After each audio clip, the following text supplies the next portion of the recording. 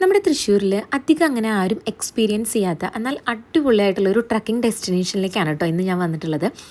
മറ്റെവിടെയല്ല, നമ്മുടെ സ്വന്തം പീച്ചിയിലേക്കാണ് ഈ പോകുന്നത്. ഇവിടുത്തെ ഏറ്റവും ദൂരം കൂടുതലുള്ള ട്രക്കിംഗ് ആണ് മൂടൽ ഹിൽസ് ട്രക്കിംഗ് വന്നിട്ടുള്ളത്. 8 കിലോമീറ്ററാണ് നമുക്ക് വൺ സൈഡ് ഡിസ്റ്റൻസ് ഉള്ളത്. പീച്ചിയുടെ ഫോറസ്റ്റ് ഓഫീസിൽ തലേ ദിവസം വിളിച്ച് ബുക്ക് ചെയ്തിട്ട് വേണം നമ്മൾ ഈ ഒരു ട്രക്കിങ്ങിന് വരാനായിട്ട്. പെർ പേഴ്സൺ നമുക്ക് 500 റുപ്പീസാണ് ചാർജ് വരുന്നത്. ട്രക്കിങ്ങിന് ഒറ്റയ്ക്കാണ് വന്നത്, അപ്പോൾ അതുകൊണ്ട് തന്നെ ഈ ഗ്രൂപ്പിൻ്റെ കൂടെ ക്ലബ് ചെയ്തിട്ടാണ് കേട്ടോ ഞാൻ ഈ ട്രക്കിംഗ് കംപ്ലീറ്റ് ചെയ്തിട്ടുണ്ടായിരുന്നത്. പീച്ചി ഫോറസ്റ്റ് ഡിപ്പാർട്ട്മെൻറ്റ് ഓഫീസിൻ്റെ അവിടെ നിന്നാണ് കേട്ടോ നമ്മൾ ട്രക്കിംഗ് സ്റ്റാർട്ട് ചെയ്യുന്നത്. മൺസൂൺ സ്റ്റാർട്ട് ചെയ്തിട്ടുള്ള ഫസ്റ്റ് ട്രക്കിംഗ് ആയിരുന്നു ഞാൻ ഈ പോകുന്ന ബാച്ചിൻ്റെ കൂടെ ഉണ്ടായിരുന്നത്. എല്ലാവരും ഒന്ന് സൗണ്ട് കുറയ്ക്കുക, വേറെ ഒന്നുമില്ല. നമുക്ക് സൈറ്റിങ് കിട്ടണമെങ്കിൽ നമ്മുടെ സൗണ്ട് എത്ര കുറയ്ക്കണം അതിനനുസരിച്ച് നമ്മുടെ ഈ മൃഗങ്ങളെ, ഈ ചെറുമൃഗങ്ങളെന്നൊക്കെ പറഞ്ഞു കഴിഞ്ഞാൽ അതേപോലെ നമ്മുടെ സൗണ്ട് കേൾക്കും തോറും ഉൾവലിഞ്ഞ് പോകും. നമ്മളത്രയും ഒരു കാലടി വെക്കണമെങ്കിൽ അത്ര സ്ലോ ആയിട്ട് വെക്കുകയാണെങ്കിൽ നമുക്ക് അതേപോലെ സൈറ്റിങ് കിട്ടും. അപ്പോൾ നമുക്ക് ട്രക്കിംഗ് സ്റ്റാർട്ട് ചെയ്യാം. നമ്മുടെ ഈ ഗ്രൂപ്പിൻ്റെ കൂടെ നമുക്ക് 2 ഗൈഡായിരുന്നു കേട്ടോ ഉണ്ടായിരുന്നത്. നാരായണേട്ടനും ഉണ്ടായിരുന്നു, അതുപോലെ തന്നെ അഖിലേട്ടനും ഉണ്ടായിരുന്നു. നാരായണേട്ടൻ ഓൾറെഡി നമ്മുടെ വളരെ മുന്നിൽ തന്നെ പോയിട്ടുണ്ടായിരുന്നു. കാരണം ഫസ്റ്റ് ട്രക്കിംഗ് ആയതുകൊണ്ട് തന്നെ ഏതെങ്കിലും മൃഗങ്ങളുണ്ടെങ്കിലോ അതുപോലെ തന്നെ നമുക്ക് നടക്കേണ്ട ഒരു വഴിയൊക്കെ ഒന്ന് സെറ്റാക്കാനൊക്കെ ആയിട്ട് ഏറ്റവും മുമ്പിൽ തന്നെ ആൾ പോയിട്ടുണ്ടായിരുന്നു. നമ്മുടെ കൂടെ നമുക്ക് ഡീറ്റെയിൽസൊക്കെ പറഞ്ഞു തന്നിട്ട് അഖിലേട്ടനായിരുന്നു ഉണ്ടായിരുന്നത്. മൂടൽമല നമ്മുടെ തൃശ്ശൂരിലെ തന്നെ ഏറ്റവും ഹയസ്റ്റ് ആയിട്ട് വരുന്ന പീക്കാണ്. സീ ലെവലിൽ നിന്ന് ഏകദേശം 395 മീറ്ററാണ് ഇതിൻ്റെ ഹൈറ്റ് വന്നിട്ട്. ഇത് ഭയങ്കര കാട് തന്നെയല്ലേ ശരിക്കും? അല്ല, ചിമ്മിനി ഇത്ര ഉണ്ടായിരുന്നില്ല.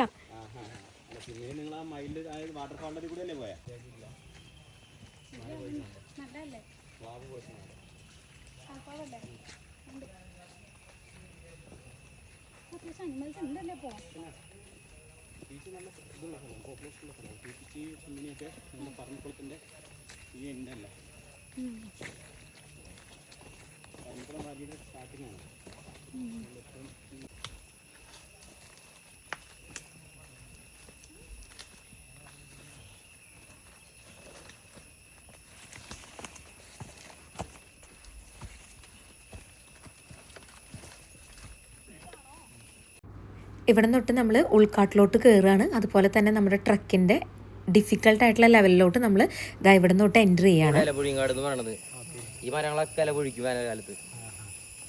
ഇതാണ് പുന്ന. അത് നമ്മുടെ ഇവിടേക്ക് വേറൊരു കുളമാവുന്ന സ്ഥലമുണ്ട്. ഇതിലൊരു കുളമുണ്ട്.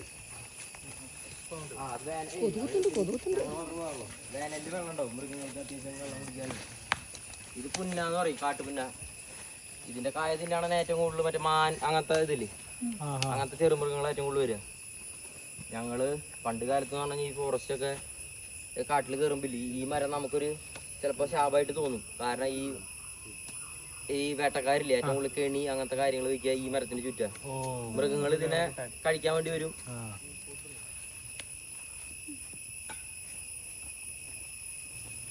മരുത്, പൂമരുത്, അങ്ങനെ പോകും. അത് ഇപ്പൊ ഇതില് റെഡ് പൂവാണെങ്കിൽ അപ്പുറത്തേല് യെല്ലോ ആയിരിക്കും അങ്ങനെ. പക്ഷെ കരിമരുത് ഇത്തിരി ഔഷധമുള്ള കരിമരുത് വ്യത്യാസം ഉണ്ടാവില്ല. എന്താ പറയാ, ഈ മുതലയുടെ പുറം കണ്ടിട്ടില്ല ഇങ്ങനെ കള്ളി പോലെ കരിമരുത് അങ്ങനെ പെട്ടെന്ന് അറിയാൻ പറ്റും. അത് കാണിച്ചു തരാം ഞാൻ. ഇത് സാധാ പൂമരുതാണത്. മൂടൽമലയുടെ കയറ്റം സ്റ്റാർട്ട് ചെയ്യണം നമ്മള്. ഇനി ഇവിടെ നിന്ന് സ്റ്റാർട്ട് ചെയ്യുന്ന 1 കിലോമീറ്റർ നമ്മള് കുത്തനെ കയറ്റാണ്. അവിടെ നിന്നിട്ട് പിന്നെ വ്യൂ പോയിന്റുകളൊക്കെ കാണും. നമ്മൾ കയറ്റം നമുക്ക് സ്റ്റാർട്ട് ചെയ്യാം. നമ്മൾ കയറ്റം സ്റ്റാർട്ട് ചെയ്യാൻ പോകാം കേട്ടോ. ഞാൻ ഈ ഒരു ട്രക്കിങ്ങിന് വേണ്ടി ബുക്ക് ചെയ്യാനായിട്ട് വിളിച്ചപ്പോൾ അവിടുത്തെ ഓഫീസർ എന്നോട് ആദ്യം പറഞ്ഞത് ഭയങ്കര കുത്തനെയുള്ള കയറ്റങ്ങളും ഇറക്കങ്ങളുമാണ്, അപ്പോൾ നല്ല സ്റ്റാമിന ഉണ്ടെങ്കിൽ മാത്രമേ കയറാൻ പറ്റുള്ളൂ എന്ന്. അപ്പോൾ ആ പറഞ്ഞിട്ടുള്ള കുത്തനെയുള്ള കയറ്റാണ് ഇപ്പോൾ നമ്മൾ ഈ കയറിക്കൊണ്ടിരിക്കുന്നത്. നല്ല പാടാണ്, നമ്മൾ വിചാരിച്ചതിനേക്കാളും ഡിഫിക്കൽട്ടാണ് ഇത് കയറാനായിട്ട്. ഇവരൊക്കെ ഇത് ഭയങ്കര സിമ്പിളായിട്ടാണ് കേട്ടോ കയറുന്നത്, അല്ലെങ്കിൽ നിത്യാഭ്യാസി ആനയെ ചുമക്കുന്നതാണല്ലോ.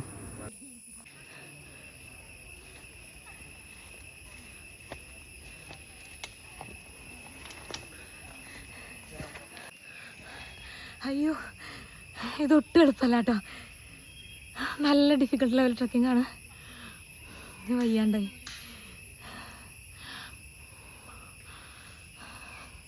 മൂടൽമലയുടെ ഫസ്റ്റ് വ്യൂ പോയിന്റിലാണ്. ഈ വ്യൂ പോയിന്റ് താഴെ കാണുന്ന ആ വാലി എന്ന് പറയുന്നതും അവിടെ നിന്നൊരു വലിയൊരു സ്ട്രെച്ച് ഉണ്ട്. അതിനപ്പുറം കാണുന്നതും ചിമ്മിനിയുടെ സ്ട്രെച്ചാണ് വരിക. ആ ഈ 2 സ്ട്രെച്ചിലൂടെയാണ് പറമ്പിക്കുളം വാലിയിലേക്ക്, ഇതിനപ്പുറമാണ് പറമ്പിക്കുളം വരുന്നത്. പറമ്പിക്കുളം വാലിയിലേക്ക് നമ്മുടെ ക്ലൗഡ് പോകുന്നത്, മിസ്റ്റ് കടന്നു പോകുന്ന പാത്താണ്. അതുകൊണ്ടാണ് ഇവിടെ ഏറ്റവും കൂടുതൽ ഓക്സിജൻ ഉള്ളത്. കേരളത്തിലെ ഏറ്റവും കൂടുതൽ ഓക്സിജൻ കണ്ടിട്ടുള്ളത് ഈ വാലിയിലാണ്.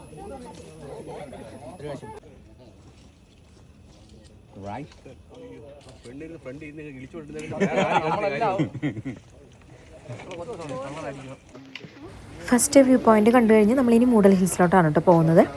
മൂഡൽ ഹിൽസിന് അങ്ങനെ ഒരു പേര് വരാൻ കാരണം എന്താണെന്ന് വെച്ച് കഴിഞ്ഞാൽ നമ്മൾ ആ ഒരു റോക്കിൻ്റെ മുകളിൽ നിന്ന് കഴിഞ്ഞ് താഴത്തേക്ക് നോക്കിക്കഴിഞ്ഞാൽ ബാക്കി ഒന്നും കാണാതെ ഫുള്ളി കോടയായിട്ട് മൂടപ്പെട്ട് കിടക്കുന്നത് കൊണ്ടാണ് അങ്ങനെ പറയുന്നത്.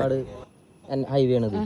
ഈ മലയിൽ നമ്മളിപ്പോൾ വന്ന മലയുടെ ഇങ്ങനെ മല ഇങ്ങനെ പോയിട്ട് ആ മലേനെ തുറന്നിട്ടാണ് കുതിരാൻ തുരങ്കം. ഇപ്പൊ ഒരു മഴ പെയ്യണ സമയത്ത് വന്നു കഴിഞ്ഞാൽ ഇത് ഫുള്ള് കോടയായിരിക്കും. ആ മലകളാണ് ടോപ്പ്. നമ്മൾ ഈ കോടയിൽ ആ മലകൾ മാത്രമേ കാണുള്ളൂ. ഈ അടിയിലത്തെ ഭാഗമൊന്നും കാണില്ല. ആകാശം പോലെ ഫീൽ ചെയ്യും. മഴ ഉണ്ടെങ്കിൽ നമുക്കിപ്പോ കണ്ട നമുക്കും ഫീൽ കിട്ടിയാൽ അങ്ങനെ. ഞാനിപ്പോൾ ഈ നിൽക്കുന്നത് ഒരു വലിയൊരു പാറയിലാണ് കേട്ടോ. താഴെ നിന്ന് അത്യാവശ്യം നല്ല ബുദ്ധിമുട്ടിയിട്ട് വേണം നമ്മൾ ഈ ഒരു പാറയിലേക്ക് കയറാനായിട്ട്. പക്ഷെ കയറിക്കഴിഞ്ഞാൽ ഇവിടെ നിന്ന് കാണുന്ന ഒരു വ്യൂ ഒരു രക്ഷയില്ല എന്ന് പറഞ്ഞാൽ ഒരു രക്ഷയില്ല. അത് നമ്മൾ എക്സ്പീരിയൻസ് ചെയ്താലേ എന്നെ മനസ്സിലാവുള്ളൂ. നമുക്കിവിടെ നിൽക്കുമ്പോൾ അങ്ങ് ചാടിയാലോ തോന്നും. അത്രയ്ക്ക് ഭംഗിയാണ് ഇവിടെ നിന്ന് കാണാനായിട്ടും. അതിൻ്റെ കാറ്റും ഭയങ്കര തണവൊക്കെ ആയിട്ടും വേറെ ലെവൽ എക്സ്പീരിയൻസ് ആണ്.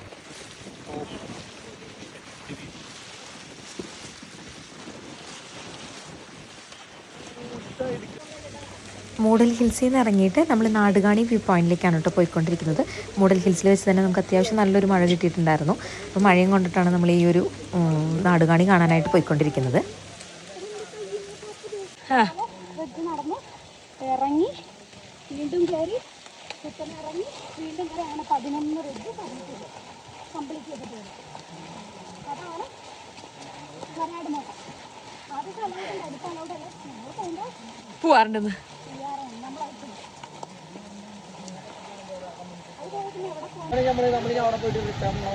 അതിലേപ്പാ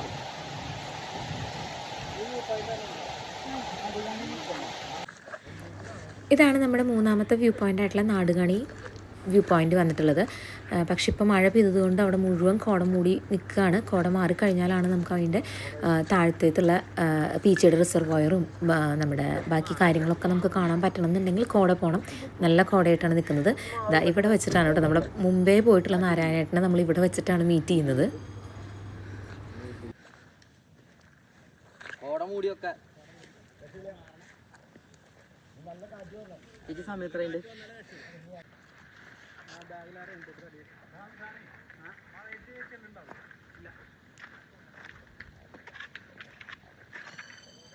ഈ മാനൊക്കെ വന്നെ ചെല്ലുണ്ടാവുള്ളൂ.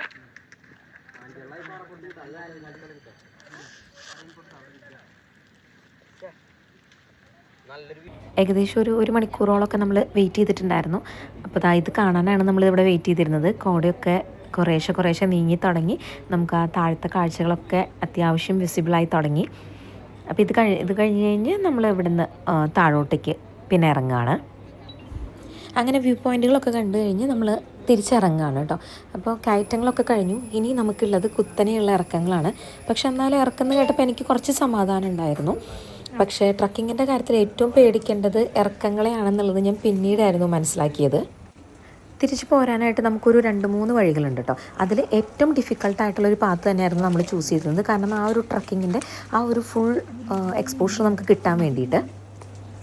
നല്ല കുത്തനെയുള്ള ഇറക്കങ്ങളും അതിൻ്റെ കൂടെ അവിടുത്തെ മണ്ണെന്ന് പറഞ്ഞു കഴിഞ്ഞാൽ ഭയങ്കര സ്ലിപ്പറിയാണ്. കൂടാതെ ഞാൻ യൂസ് ചെയ്തിരുന്നത് ഒരു ട്രക്കിംഗ് ഷൂ ആയിരുന്നില്ല. എൻ്റെ കയ്യിലൊരു ട്രക്കിംഗ് പോളും ഉണ്ടായിരുന്നില്ല. അപ്പോൾ അതുകൊണ്ട് തന്നെ ഈ ഒരു യാത്ര എന്ന് പറയുന്നത് ഭയങ്കര ബുദ്ധിമുട്ടായിരുന്നു എന്നെ സംബന്ധിച്ചിടത്തോളം.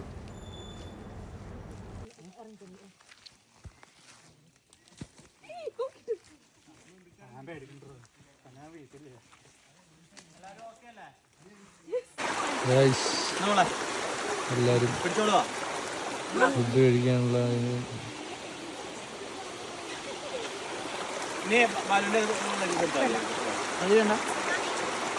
ഐസ് ഉണ്ടാക്കുള്ളൂ, ഞാൻ ഉണ്ടാക്കില്ല.